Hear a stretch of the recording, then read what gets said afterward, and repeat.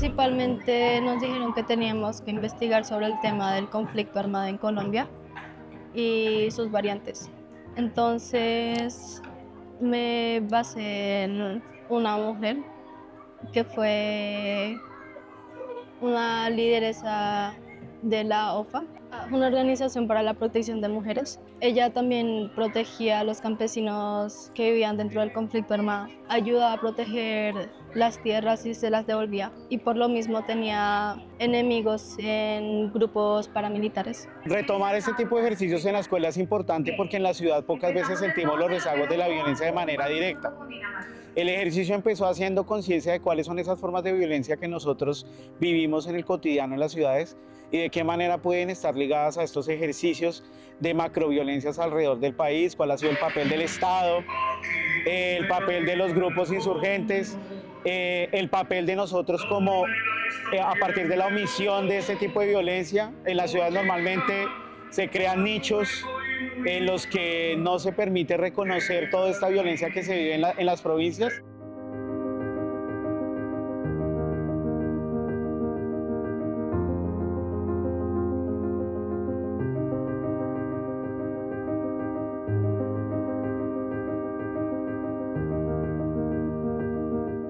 La experiencia fue cuanto más entretenida. Fue un proceso un poco largo en el que investigábamos, buscábamos posibles personas a quienes representar o situaciones ante conflictos ante la mujer.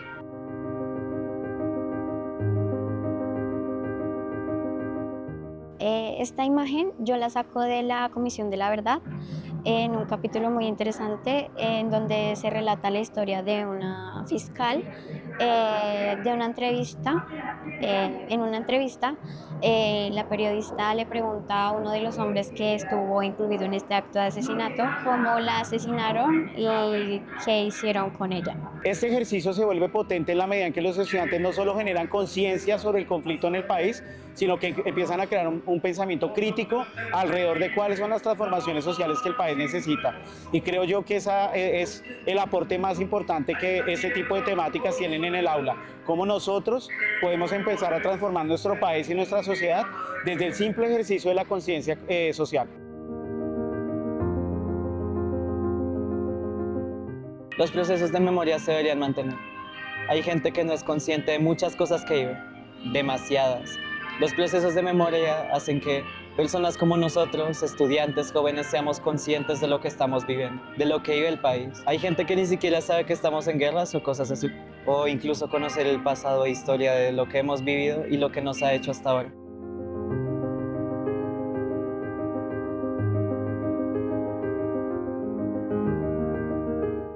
Yo creo que es importante porque realmente es algo que lleva muchos años aquí en el país y se tiene que hacer una conciencia sobre todas esas personas que realmente lucharon para mantener la paz dentro de esas pequeñas comunidades y mantener su memoria.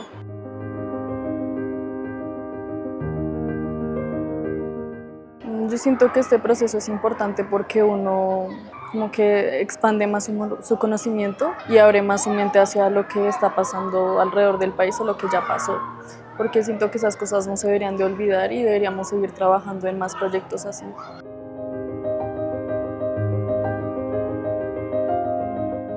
Estos procesos de memoria me parecen muy interesantes, ya que pocos de nosotros comprendemos o interactuamos con casos así.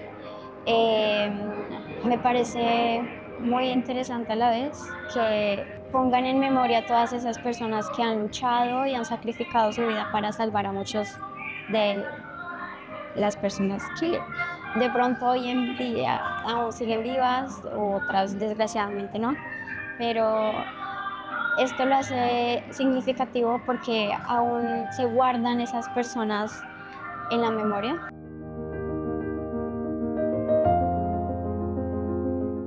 El ejercicio que se hizo fue que los estudiantes leían el libro y escogían una víctima y un suceso. A partir de esa víctima y de ese suceso ellos empezaban a generar un proceso de reflexión para poder construir una imagen. La condición que había era que la imagen debía hablar de la víctima y del suceso, pero necesariamente no debía ser un retrato. Algunos son retratos porque para ellos era importante que la cara de la víctima fuera reconocida, pero otras imágenes son mucho más simbólicas porque hablan del fenómeno.